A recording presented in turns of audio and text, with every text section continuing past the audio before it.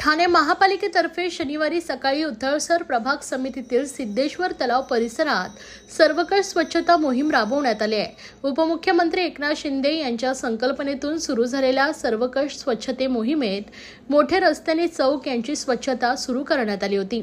त्यातच आता झोपडपट्टी परिसर अंतर्गत रस्ते यांची स्वच्छता करण्यात येत आहे। महापालिका आयुक्त सौरभ राव यांच्या निर्देशानुसार झोपडपट्टी परिसरातील अंतर्गत रस्ते, गटारे, सार्वजनिक शौचालय यांच्या स्वच्छतेची मोहीम शनिवारी उथळसर प्रभाग समितीतील सिद्धेश्वर तलाव परिसरात राबवण्यात आली।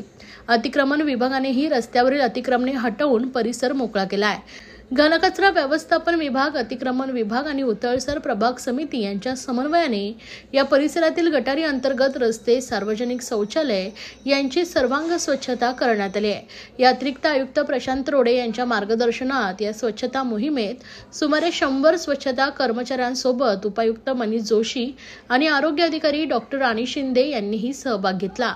सर्वकष स्वच्छता मोहिमेत झोपडपट्टी परिसरातील अंतर्गत रस्ते, गटारे आणि सार्वजनिक शौचालय यांची स्वच्छता करण्यास सुरुवात झाली आहे। त्यातून स्वच्छतेविषयी नागरिकांमध्ये जागरूकता वाढेल आणि शहर अधिक स्वच्छ व आरोग्यदायी होईल असा विश्वास उपायुक्त मनीष जोशी यांनी व्यक्त केला आहे।